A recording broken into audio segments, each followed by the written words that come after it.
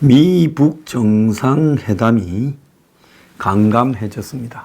언제 될지 알 수 없는 상황이고요. 김정은의 방남을 둘러싸고 한참 시끄러웠지만은 이 또한 잠잠해졌습니다. 이 와중에 트럼프는 북한과의 협상을 서두를 거 없다. 북한의 경제적 성공 잠재력이 있어 라는 하나만한 이야기를 또 립서비스로 보탰습니다. 자, 트럼프가 서두를 필요 없다라고 이야기를 한 것은 이제 중간 선거가 끝이 났고 미국의 입장에서는 되면 다행이고 핵과 미사일 도발을 하지 않으면 그냥 내버려 두고 좋은 말로 겉으로 별 문제 없는 듯 천천히 그냥 끌고 가려고 트럼프는 작정한 걸로 보입니다. 여느 미국 대통령, 전직 대통령과는 달리 트럼프는 북한이 핵을 개발했다라는 부분에 대해서 사실상 장기적인 천천히 하는 협상이라는 빌미로 북한의 핵을 사실상 핵 보유국으로 인정하는 모양새입니다. 자, 거기에다가 한국에서도 나오는 핵 50% 감축 시 평화협정, 이런 평화연구소, 연구원, 이런 말들은 결국은 북한의 핵을 인정하자라는 이야기지요. 핵이 1개 있으나 2개 있으나 3개 있으나 가지고 있으면 있는 거지 50% 감축이라는 게 무슨 의미가 있겠습니까? 그런데 거기에 50% 감축이라는 것은 100이 뭔지도 모르면서 50이라고 하는 엉뚱한 소리라고 생각을 합니다. 우리가 흔히 50%라고 하면 전체가 얼마인데 얼마를 줄이자 이렇게 돼야 되는데 전체가 얼마인지를 모르면서 50% 감축하면 평화협정한다. 자, 거기에는 명확한 게 2개 있습니다. 북핵은 100이 뭔지를 모르는 거고요. 주한미군은 28,000명이라고 확실히 알고 있습니다. 그런데 북핵이 50%가 되면 평화협정하고 주한미군 감축하고 유엔 사령부 해체한다. 이래 보면 우리가 모르는 거는 50%고 북핵의 50%고 우리가 아는 것은 주한미군이 몇 명인가 하는 겁니다. 자, 결국 북핵이 50%가 되면 북한과 평화협정을 맺는다. 이 말은 핵이 있는 북한을 인정해 주자는 거고, 두 번째로는 그렇게 되면 평화협정이 되었으니까 이미 유엔 사령부는 해체되었고 전시작전권도 이양되었고 남아있는 미군은 감축을 하라는 건데, 사실 10,000명 이하 단위로 떨어지면 주한미군이 미군으로서 작전 역량은 상실하게 되는 겁니다. 그러니까 평화협정을 했을 때는 작전 역량은 이미 필요 없고 남북이 평화롭게 갈 수 있다는 겁니다. 그러면 이 점에서 저는 문재인에게 묻습니다. 문재인은 북한이 핵을 비핵화하지 않아도 평화협정을 맺겠다는 것이냐, 이 부분에 대해서 문은 명확하게 입장을 밝혀야 된다고 저는 보고 있습니다. 자, 그래서 유엔사도 해체되고 평화협정 종전선언이 원시아스로 그냥 한 방에 끝나버리고, 그래서 미북 간에 지금 수교하는 마당에 이 한국에는 상징적인 존재의 미군 소수만 있으면 된다. 자, 월남 베트남이 적화될 때도 미군이 철수하고 난 이후에 사이공에는 소수의 해병대가 대사관을 지키고 있었습니다.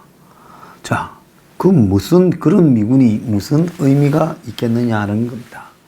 자, 이런 상황에서 트럼프는 지금 무슨 생각을 하고 있느냐? 트럼프의 생각을 알 수 있는 것은 트럼프 트윗에서 트럼프가 어떤 말을 자주 하는가 하는 겁니다. 최근에 트럼프는 백악관 비서실장을 바꾸고 법무장관도 바꾸고 자기의 참모진 여러 사람을 바꾸고 있습니다.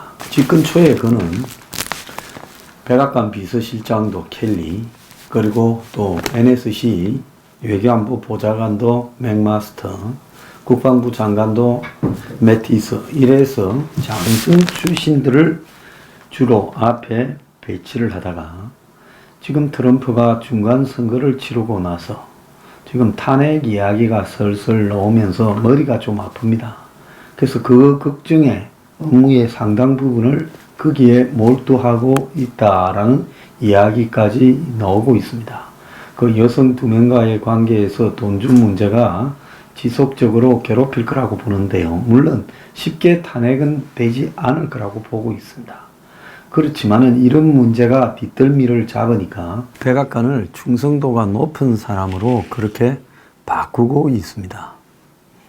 자, 백악관을 그렇게 자신의 충성도가 높은 사람으로 바꾸면 그 사람들을 움직이는 사람들은 이제 이방카 자기의 딸과 사이 쿠슈너 또 부인 이 멜라니아 이렇게가 크게 영향을 미치고 또 멜라니아와 이방카 쪽은 서로 싸우고 있다고 합니다. 자, 그래서 트럼프가 최근에 하는 행동을 보면 군을 무시하고 장성 출신들을 쳐내고 아예 분쟁 지역에도 가지 않고 또 지난번에 1차 세계대전 100주년 기념식에 갔다가 비가 온다는 이유로 프랑스 파리 교회에 있는 전몰자 유적은 아예 묘지를 참배하지 않고 뛰어넘어갔습니다. 자, 그러면서 지난번에 그 맥케인 같은 경우에 그 포로로 잡힌 사람이 무슨 전쟁 영웅이냐 이러면서 군인들에 대한 모욕도 잦아지고 있다는 겁니다.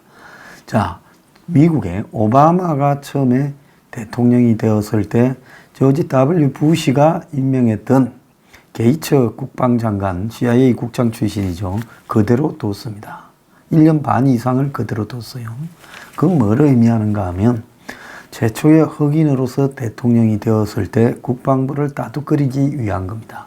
지금 트럼프는 최초의 2단아, 즉 매브릭이라고 부르기 쉬운 2단아 출신으로 대통령이 되었습니다. 공화당이지만 공화당에 대한 충성도나 정책상의 공유점이 별로 없지요. 그러니까 트럼프는 이 국가 안보를 강조하는 색깔을 자신의 앞에 내세웠다가 이제 선거가 끝나니까 이딴 것들은 필요 없다라고 이제 내치고 자신의 측근 중심으로 개인 충성도 중심으로 그렇게 지금 교체를 하고 있습니다.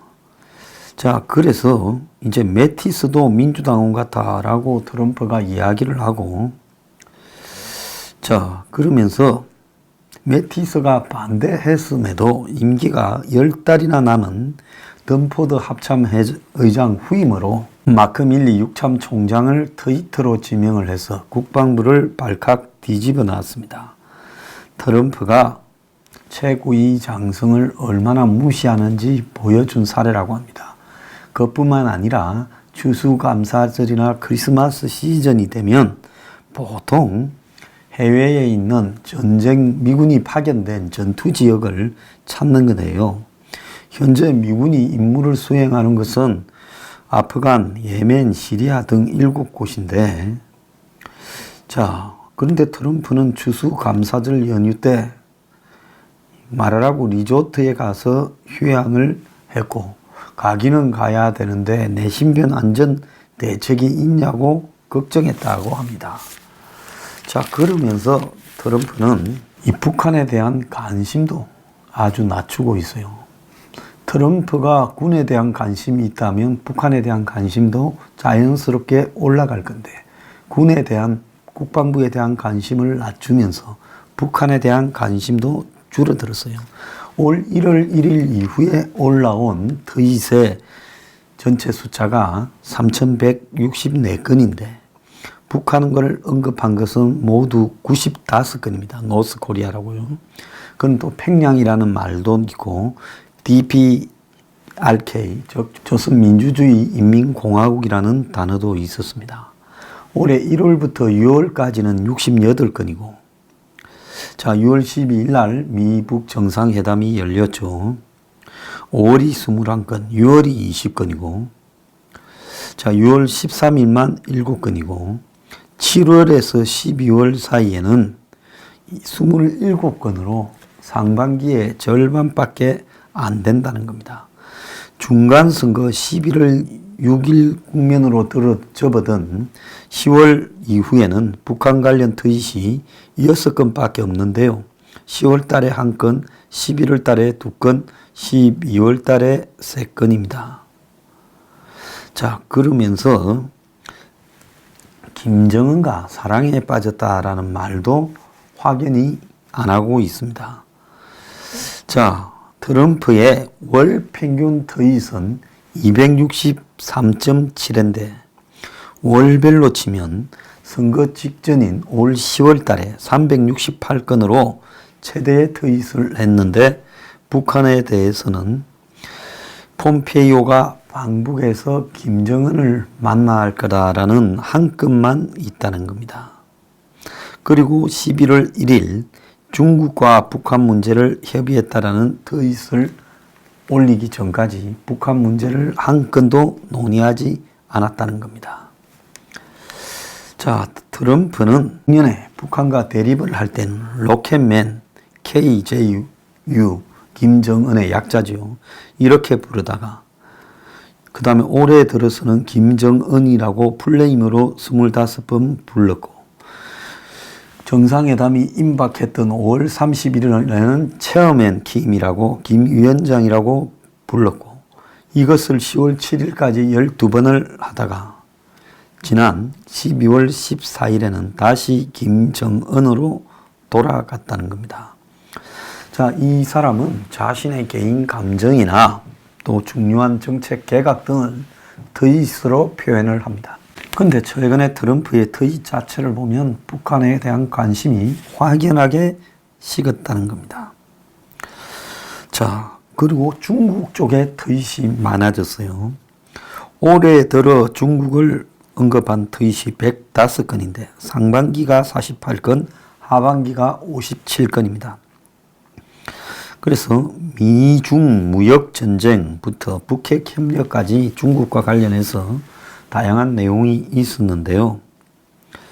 자, 외교가에서는 자신의 속마음을 속이지 못하고 드러내는 트럼프 체질상으로 북한에 대한 트윗이 이렇게 줄어든 것은 그야말로 성과가 좀처럼 나지 않자 트럼프가 북한에 대한 집중력이 탁 떨어져서 마음이 좀 떠나고 있는 게 아닌가 이렇게 지금 예상을 하고 있습니다.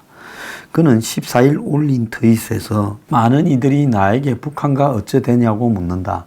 나는 이렇게 답을 한다. 우리는 서두를 게 없다. In no hurry 이렇게 말을 했습니다. 북한에는 엄청난 경제적 번영을 이룰 굉장한 잠재력이 있고 김정은은 누구보다 잘 알고 있다. 그는 자신의 국민을 위해 이 점을 완전히 이용할 것이다. 우리는 잘하고 있다. 하나만한 소리죠. 솔직히 말하면 북한에 경제적 잠재력 없습니다. 지금 좌파들이나 문 정권에서는 마치 북한과 회담을 하면 북한에서 엄청난 경제적 자원들이 이제 점점 개발될 수 있는 양 해석을 합니다. 그래서 한국의 경제 위기도 북한과 앞으로 대북 제재가 완화되고 경제 협력이 되면 위기를 탈출할 거라고 헛소리를 하고 있습니다. 북한에 한국의 철도, 도로, 전기, 가스 연결했을 때 낼 수 있는 돈 없습니다. 자, 북한에는 돈을 들어갈 뿐입니다. 지금 국민연금을 올리니 의료보험을 올리니 세금을 올리니 하는데 전부 북한에 들어갈 돈만 남아 있습니다. 북한에 엄청난 지하 자원이 있어서 희토류가 있어서 개발하면 돈이 된다. 웃기는 소리 하지 마십시오. 만약에 북한에 그런 자원에 대한 리스트가 있으면 문 정권이 공개해 보기 바랍니다. 얼마 전에 미국의 정부와 관련 있는 군산복합체나 그런 관련 기업들이 북한에 대한 이런 광물 자원 리스트를 조사했는데요. 흔히 좀 있죠. 있는데 철, 석탄, 니켈 무슨 이런 거 쭉 있어요. 보고 사이트. 그런데 그런 있는 정도가 어디에든 산이 많은 나라에 있는 정도가 있는 것이지 특별히 돈이 될 만한 희토류나 기중 광물이 북한에만 있는 것은 전혀 없습니다. 또 중요한 것은 이 모든 자원은요, 석유, 한국 땅에도 깊이 파면 석유 나옵니다. 동해 앞바다 제7강구에도 석유 나왔습니다. 문제는 뭡니까? 깊이 파는 데 들어가는 돈이 나왔을 때 이 석유 가격보다 훨씬 더 들어서 상업성이 없다는 거죠. 1배럴당 한 300달러 든다 하면 한국 땅의 곳곳에서 석유가 나올 수 있습니다. 그러면 북한에 있는 광물이 개발이 가능하다면 그것은 그걸 파내서 철도나 도로로 연결해서 한국까지 보내서 해외 수출을 할 만큼의 그런 인프라가 구축되어 있어야 되는데, 그런 인프라 구축이 SOC라고 부르는 사회 간접 자본이 전혀 되지 않은 북한에서 광물을 캐가지고 헬리콥터로 실어 나르겠습니까? 뭘 하겠습니까? 그렇기 때문에 북한에 무슨 기금속이나 귀중한 광물, 히토류가 있다? 뻥이라는. 만약에 북한에 있다면 백두산의 한 30-40%가 중국에 속해 있잖아요.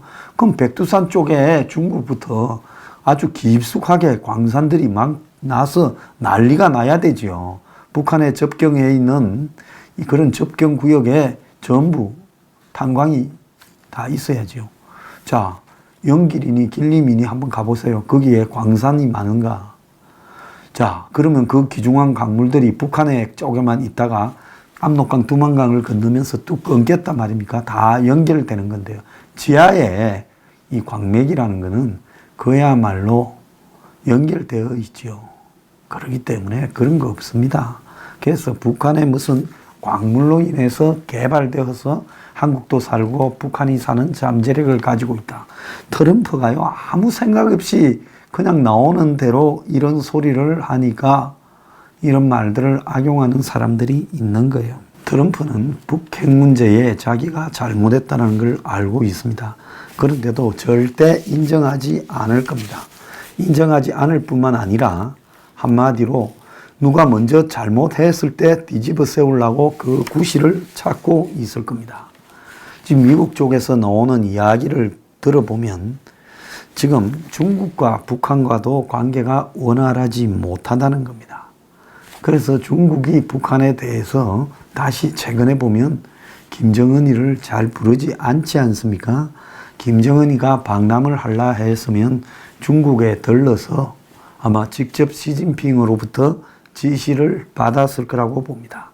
그래서 미국은 당분간 2월 달에 미국 의회가 열릴 때까지 현재 페이스를 연말 휴가 국면과 연초 이런 국면에서 유지를 그냥 하겠다라는 거고, 다만 남한 쪽에서 사고를 칠 것에 대비하고 있다는 겁니다. 지금 매티스 국방장관도 트럼프에 지쳤다는 거예요. 그래서 매티스도 후임자를 이렇게 기대하면서 준비만 되면 곧바로 물러나겠다라는 입장을 드러낸 걸로 보입니다. 자, 이렇게 된다 하면 트럼프의 일기가 거의 다 바뀐 상태에서 지금 미국에는 트럼프 측근으로 진용을 전부 새로 짜고, 그래서 이런 교체 단계에 돌입되어 있고, 또 연말에 미국의 휴가 국면, 또 연초에 미국의 각종 새로운 1년을 시작하는 준비기간 등이 있기 때문에 미국도 지금 완전히 손을 놓고 있는 상황입니다. 다만 그 기간 동안에 남측이 사고를 치지 않을까 걱정을 하고 있는 겁니다. 자, 트럼프가 처음에는 1년 정도 초단기 비핵화 운운하다가 2020년으로 갔다가 이제 선거가 끝나니까 완전히 관심이 사라졌습니다. 비핵화가 1년, 자신의 1년차 임기가 끝나는 2020년, 그리고 선거 끝나니까 많이 하고 싶은 대로 해라 이러는 거죠. 그래서 우리가 북한에 대해서 제재를 유지하는 한은 미국이 북한에 유리한 고지에 있다. 이래서 네가 우리 답을 써가지고 오면 언제든지 회담을 해줄게. 그 답을 내지 않으면 회담 안 한다. 그래서 트럼프는 지금 정책 순위에서 북한 문제를 뒤로 이렇게 밀어놓은 것처럼 보이고 있고요. 지금처럼 북한은 버티고 트럼프는 관심을 끄게 되면 모처럼 마련된 북핵 문제의 동력이 지금 떨어지는 게 아닌가 하는 게 이제 한국 정부가 애가 다른 입장에서 보는 생각입니다. 자, 트럼프는 개각을 지금 하고 있는데요. 2020년 재선을 준비하고 있다. 저는 트럼프가 재선에 못 나설 가능성이 클 거라고 보고 있습니다. 좌우간 트럼프 입장에서는 지금 미사일 발사장을 폭파한다든가 북핵 리스트를 신고받는다든가 북한이 핵을 해외로 반출하든가 이런 리얼리티 쇼, TV에 보여지는 새로운 화면을 북한이 노출 못할 바에야 북한이 도발하지 않도록 시간만 끌면서 관리만 해도 자기는 성과를 거뒀다고 지금 우기고 있죠. 그래서 2차 미북 회담도 그냥 하나의 카드일 뿐이고 해도 그만 안 해도 그만이고 또 이렇게 이제 가다가 트럼프가 국내적으로 탄핵에 몰려가든가 뭐 특검과 관련해서 자신의 비리 부분이 문제가 될 때 갑자기 국면 전환용으로 북한 카드를 또 꺼내서 협상에 들어가든가 갑자기 군사적 위협으로 가든가 이렇게 돌변할 수 있고 북한도 그걸 노리고 있다는 겁니다. 그럴 경우에는 또 1차 싱가포르 회담처럼 하나만한 회담으로 끝나버릴 수 있겠죠. 자, 탄두를 대량 보급하라는 이제 대량 생산에 들어가라는 김정은의 신년사는 철회된 적이 없어요. 자, 트럼프는 적당히 타협하면서 북한의 핵을 사실상 인정하면서 어정쩡하게 끌고 가고 결국 신고하고 검증도 적당히 끝내버리는 나쁜 비핵화에 합의되어 버리는 게 우리로서는 최악의 카드라는 겁니다. 그래서 북한이 핵을 개발하는 동안에 사실상 방치했던 그렇게 욕을 먹었던 오바마의 전략적 인내처럼 트럼프도 그렇게 돌아가는 게 아니냐. 그래서 결국은 트럼프에게는 북한이 자신의 개인적인 정치적 위기 때 꺼냈을 수 있는 저금통 수준이고 또 북한 문제에서는 내버려 두고 사고만 치지 않으면 그냥 관심이 없다. 그리고 말라 하면 나한테 맞춰 오든가 아니면 그냥 이대로만 간다. 이런 겁니다. 자, 그런데 제가 생각할 때는 사고를 지금 제일 딱하게 된 사람이 한국입니다. 북한은 저거 수준으로 버티는 실력이 있어요. 미국은 지금 트럼프는 적어도 관심이 없습니다. 미국 의회가 이제 좀 시끄럽겠죠. 국방부도 시끄러울 거고요. 이제 한국은 문 지지율이 떨어지고 있는데 북한에서 이렇게 교착 상태에 북핵 문제가 빠지게 되면 이 문재인은 이제 사고를 칠 수밖에 없습니다. 그래서 문재인이 가장 먼저 사고를 칠 거라고 보입니다.